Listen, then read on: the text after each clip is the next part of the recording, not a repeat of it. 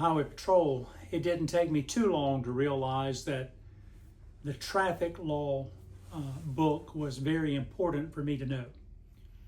More so than just going through the academy, it's one of those things that I realized I had to study in order for me to truly understand how to do my job. One of the things that I recognized was that in the front of each chapter of the law book, there are definitions. And at first I thought those definitions were there just to give you a general idea of what something meant. But over time, I realized that those definitions were there because if that particular word was mentioned at all in that chapter, then it only meant what was in that particular definition. For instance, in Title 56, Chapter 1, that has to do with driver's license laws. It gives the definition of roadway and the definition of highway. Now, you would think that you could just use those synonymously back and forth and it wouldn't make any difference. But when you read the definitions, it says that roadway is from the edge of the white line to the edge of the white line. Or if there's no white line, then from the edge of the pavement to the edge of the pavement. That is the definition of roadway.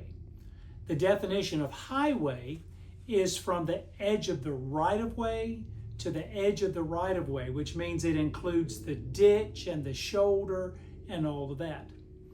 And so when you read the law about needing a driver's license, it says in the driver's license law that you are required to have a valid driver's license when you are driving a motor vehicle upon the highway, which means that if you're on the shoulder or in the ditch, you still have to have a driver's license. So people that say, well, I'll just drive down the ditch on this motorbike and it will not matter. It does matter because the definition says highway. Well, my name is Richard Coleman and I'm the pastor at Shepherd Church of the Nazarene in Lexington, South Carolina. And it's great to spend just a few moments with you today. I've been looking in Colossians where Paul was writing a letter, and he had actually never been to this particular church before. A friend of his, someone that actually had become a Christian under his ministry, had gone and started this church.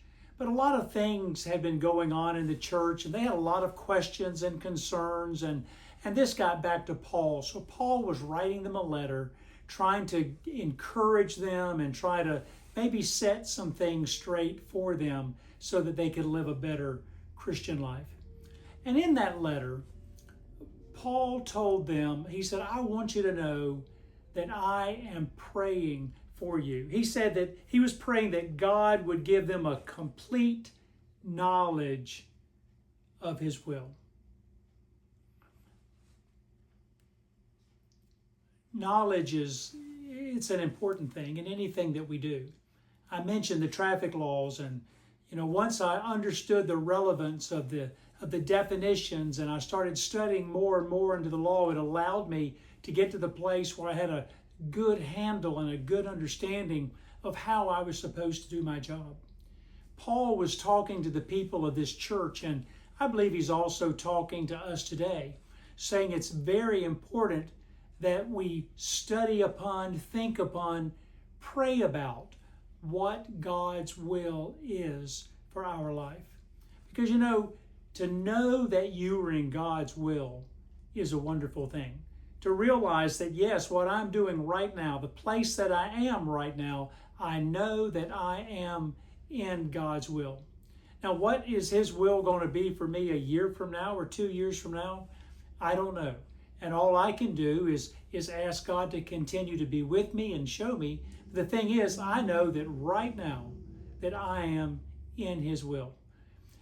And so that is the prayer that Paul was praying for that church. And I believe it's one that we should be praying about today. Paul goes on to say, and it's his hope that they will grow to learn more about God and his will for them. There's a lot of things that are constantly moving in our lives, things that are constantly changing. I've been looking this week, and my wife, she went on Facebook, and I think it was 3 people that we knew, some of those classmates of ours that have recently died. And I told her, I said, we're at the place in our life where, the people that we know, they're slipping away, and life is just constantly changing. And as our life constantly changes, we need to be open to how God can move and change and direct things in our life. And just because He put us on a certain course at a certain time, it doesn't mean that that's where He will always want us to stay. I can certainly testify to that. When He called me to be a state trooper, I thought God only called you to one thing in life. I had no idea that all those years later that He would call me to be a pastor. And so we have to be open to what God's will is for us, to know that we're in His will now, and to continue searching and asking and praying and saying, God, show me how I can continue to be in your will as my life goes on. And then Paul ends that particular part where he said that whenever we do this, then we're able to be filled with joy and also thankfulness. To realize that we don't have to worry about tomorrow because God's going to take care of that as long as we stay in His will. And that can bring joy to our hearts.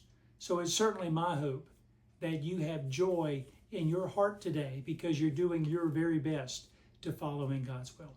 So may the Lord bless you and keep you. May His face shine upon you. May you be joyful and thankful as you go out through this week. Thanks so much for taking the time to watch today.